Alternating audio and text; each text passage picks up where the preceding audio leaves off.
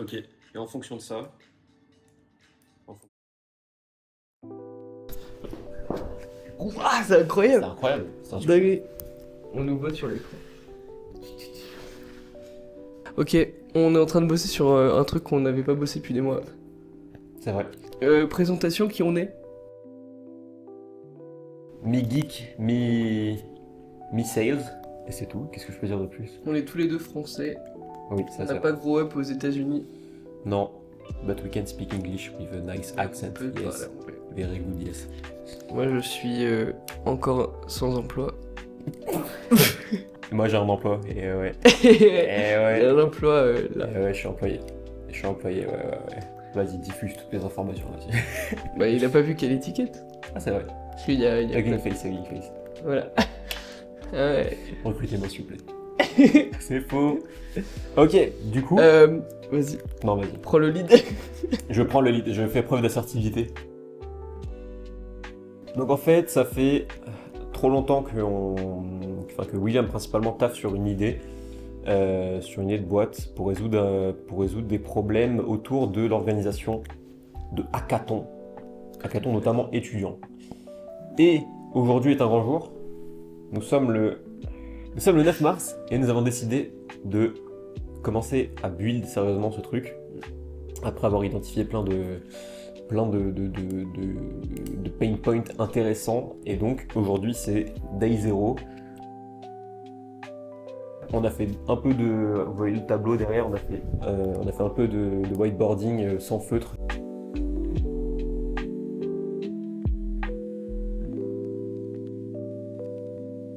Et donc voilà, et donc du coup on a décidé de vlogouze cette aventure. On va faire 5 jours de sprint, voire 7 jours de sprint en fait. On va essayer de déglinguer un max de features et d'avoir un MVP qu'on peut aller montrer à des gens qui font ça. On n'a pas parlé du projet. On n'a pas parlé du projet, est-ce qu'on parle du projet? En vrai, tous les youtubeurs en France qui parlent de leur start-up et de sur quoi ils bossent et tout, ils disent jamais sur quoi ils bossent. Je trouve ça trop nul. C'est frustrant. C'est très frustrant. Je qu'on s'en fout. Enfin, au pire, volez-nous l'idée dans tous les cas. On les vole moins en fait. De toute façon, il n'y a pas de propriété intellectuelle, on n'est pas assez intellect pour qu'il y ait de la De toute façon, propriété. on n'a pas. Enfin. N'importe qui peut faire ce qu'on fait, mais n'importe qui pas le contact et le réseau qu'on a et l'origine même de l'idée, le feu qu'il faut pour faire une idée, quoi. Obviously. Genre, une bonne idée, ça sert à rien s'il n'y a pas une bonne exec. Donc qu'est-ce qu'on fait? On fait le shotgun des hackathons. Et donc de faciliter, donc premièrement bien sûr cette partie avant le hackathon, où en fait... Pourquoi tu rigoles? T'es trop sérieux, cette dinguerie. La part... Bah, non mais bonne chance avec les cuts. Hein. Il n'y aura pas de cut. Allez. Donc de faciliter cette partie en amont, où en fait on va chercher à faire enregistrer un maximum d'étudiants. Il faut être visuel. Voilà. Faciliter l'avant, valoriser l'après Voilà. dans les hackathons. Tout ça, ça implique beaucoup de choses qu'on vous détaillera quand on les construira du coup. Parce que sinon c'est pas drôle et il y a aucun intérêt. Mais voilà le goal. Aujourd'hui la tendance en France, enfin en Europe et aux US quoi, ça a tendance à... Enfin ça a toujours été dans le milieu de la tech, d'être autour des hackathons. C'est toujours quelque chose qui, pour les étudiants qui aiment la tech, ils s'inscrivent à ça, ils sont chauds, ils buildent des trucs. Ça rentre bien sur le CV, c'est le genre d'expérience qui leur permettent de démontrer qu'ils sont capables de construire quelque chose rapidement et quelque chose de fonctionnel rapidement. Et ça reste des bonnes expériences, ça montre que tu sais travailler en équipe, etc. Donc il y a vraiment une grosse trend là-dessus. Et les entreprises aussi sont de plus en plus intéressées par ce genre de trucs, de ce genre d'événements, parce que ça leur permet, dans une certaine mesure déjà, d'augmenter leur marque employeur finalement, et aussi éventuellement de détecter des talents, de pouvoir les repérer et pouvoir collaborer avec eux après. L'idée de base, c'est qu'on était dans les loops souvent d'entretien, et en fait, on s'est rendu compte que c'est super peu intéressant et on voit pas les vrais talents des gens qui passent des entretiens d'embauche classiques, quoi. En fait, la meilleure manière de voir les gens travailler, c'est d'être en équipe en faisant des hackathons. Donc voilà, donc dans cette dynamique croissante, on va dire, de ce marché-là, même si c'est un marché un petit peu compliqué parce que tout ce qui touche à l'éducation, ça, comme les étudiants sont broke, on va dire ça comme ça. Et on fait pas payer les étudiants, nos clients, c'est les entreprises Bien sûr. et les gens qui organisent potentiellement. Non mais le tout est très touchy, voilà, on n'est pas On va pas dans mettre tête. on n'est pas dans des milieux avec des budgets illimités. Donc voilà, l'idée ça va être d'avoir toujours en tête d'être l'optimisation des coûts, Là, je parle sur le plan technologique, du coup, enfin technique plutôt. Ouais, comment on fait pour scaler et en même temps pas payer trop cher tout de Voilà, suite, quoi. exactement. Le but, c'est pas le but, c'est d'essayer de faire quelque chose de rentable, de pas avoir un produit qui coûte plus qu'il ne rapporte. Quitte à être, quitte juste à atteindre la rentabilité, mais pas forcément faire de marge dessus, parce que c'est pas forcément le but. Moi, je suis déjà millionnaire personnellement, donc ça m'intéresse. Non, en vrai, le but, c'est juste de pas que ce soit un coût pour nous, ni un coût pour les gens qui veulent organiser des hackathons. Parce qu'en fait, les gens qui organisent ces hackathons, c'est pas non plus enfin, à part certains un gros hackathons, il y a des gros budgets débloqués. Mais la majorité, enfin, le but, c'est de rendre accessible l'organisation d'un hackathon. Donc, Parce sur que la tu vois, partie là, gestion- je me mets à la place des gens qui regardent. Ils sont en mode, ok, il y a deux zouaves là qui Déjà, ont rien fait. merci à vous si vous regardez cette vidéo. Je trouve que genre, une idée, c'est quoi? C'est des pain points, c'est des clients et c'est comment tu fais de l'argent. Pour moi, c'est pas plus compliqué que ça. On part sur quel format déjà? Genre de vidéo de 4-5 minutes, genre? Je sais pas, là, ça fait déjà 9 minutes 50. Vas-y. Premier pain point, enfin, c'est quoi nos pain points? C'est quoi leur pain point? C'est quoi les pain points des organisateurs actuellement? Parce que qui va payer les organisateurs? Donc il faut qu'on Ce qui est pénible quand tu es organisateur. Déjà, ce qui est pénible, c'est si tu es un organisateur inexpérimenté et tu ne sais pas, tu es dans la peur de rater un truc, de couvrir un risque, par exemple au niveau des assurances, des trucs comme ça, de manquer un élément, de pas penser à la bouffe, de pas avoir envoyé les invites, de pas avoir setup tel ou tel truc correctement. Ok, donc pain point 1. Donc, Ok. pain point 1, c'est l'inexpérience. Voilà, deuxième pain point, c'est tout ce qui est mise en place de canaux de communication. On va pas reconstruire la roue, on va pas faire en sorte de faire du messagerie instantané ou des choses comme ça. La majorité des hackathons utilisent Discord. Mm.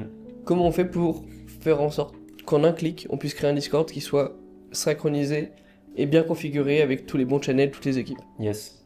et les rôles. Voilà. Le troisième pain point, c'est sur le management des ressources liées au hackathon.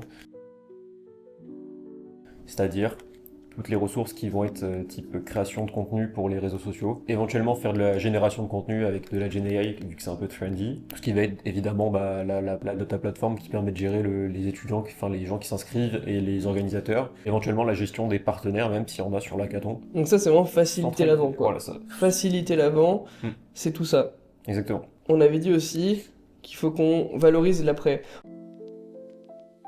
Aujourd'hui, c'est quoi ce qui se passe dans le hackathon? C'est que le hackathon il se termine, les projets ils partent en fumée, il y a personne qui en parle plus loin que 2 jours après. Il n'y a pas d'histoire qui reste, quoi. Enfin, il faut trouver un moyen Ouais. de mettre en valeur. Donc en fait il y a deux choses. La première, c'est voilà, pour les gens qui ont participé au hackathon, les encourager à donner de la visibilité sur ce qu'ils ont fait. Donc ça passe par les social media, encore une fois, leur donner des trucs clés en main qu'ils puissent poster avec voilà, un résumé de ce qu'ils ont fait dans le hackathon, et puis voilà, dire qu'ils ont participé, taguer leurs équipes, etc. Et surtout la certification de non seulement de leur participation, mais aussi de leurs skills. Donc typiquement, un truc à la Credly, où en fait, une fois que tu as participé au hackathon, tu gagnes en fait une sorte de badge qui témoigne donc non seulement de ta participation, mais aussi de ta place, et éventuellement d'une remarque d'un jury. Si une grande entreprise, c'est toujours quelque chose qui peut être intéressant d'avoir, un commentaire d'une grosse boîte. Et enfin, on n'en avait pas parlé, mais il y a peut-être une partie sur valoriser les projets qui ont été créés. C'est-à-dire en fait que le travail qui a été fait, il peut potentiellement intéresser n'importe qui sur Terre. En termes de données, c'est une mine d'or. De savoir qu'est-ce que les gens ont fait, comment ils ont fait ça, les commentaires. Pour trouver des talents, ce qui est un truc assez compliqué pour les entreprises aujourd'hui, parce qu'il y a des milliers d'applicants, enfin de gens qui postulent. Mais trouver des perles rares, c'est plus compliqué. Et c'est ce qu'elles cherchent. Les hackathons, c'est un merveilleux moyen de révéler ça, même si au début, sans beaucoup de données, ça vaut pas grand-chose. Donner l'accès en contrepartie d'un abonnement aux entreprises pour faire du recrutement, c'est peut-être un truc intéressant. Ouais, totalement. Donc voilà un peu le tour d'horizon de... Très cool. Pourquoi on est bien placé pour lancer un truc comme ça rapidement? On sort du monde des études, participer et co-organiser pas mal de hackathons. C'est clair. On a des contacts qui en organisent justement maintenant et qui ont besoin de nous pour délivrer un truc qui leur permet justement de streamliner tout ça. Exactement. Donc en fait, il y a une demande, il y a notre expérience à la fois donc, en tant que participant, mais aussi notre expérience technique qui nous permet de construire ça Très rapidement. en confiance et rapidement, voilà. Ouais. Ouais, parce que clairement, enfin, toi, tu construis des applications basées sur le cloud. T'as déjà fait du React Native. Ouais. Moi, je construis des applications aussi basées sur des SaaS et en React, en Next et tout. Donc, on a des on a pas mal d'expérience sur tout ça. Et on sait utiliser la GenAI à bon escient pour avancer plus vite. Bien sûr. Et ça, c'est tellement important. Bien Parce sûr. qu'on n'est pas genre marketeux, là, on vient tous les deux d'école d'ingé, donc on n'a pas du tout la même vision. Et je pense que ça, c'est un point important pour sortir un truc rapidement, quoi. Je pense qu'en vrai, je suis un peu un fou, mais je pense qu'on peut sortir une version en une semaine. Vas-y. Bah, En vrai, je sais pas, on- mais franchement, après. on en parle dans 7 jours, de toute façon. Ok, demain, la next session, c'est sur les costs en architecture, parce qu'on a un choix à faire entre est-ce qu'on priorise le maintenant, payer le moins cher possible et développer le plus rapidement possible, avec le plus de features, ou est-ce que on priorise voir le long terme, éviter d'avoir à déplacer la base de données typiquement, et construire sur des solutions qui sont plus scalables, même si elles nous coûtent plus cher au début. Donc demain, l'idée c'est de voir ça ensemble, combien ça peut coûter et comment on peut chiffrer pour que ce soit rentable et facile à faire, Ouais, faisable. totalement. Et on est déjà pas mal avec tout ça. Je pense qu'on est pas mal. C'est déjà Ok, beaucoup de choses. merci beaucoup. L'application s'appelle Zach. Et à demain. À demain.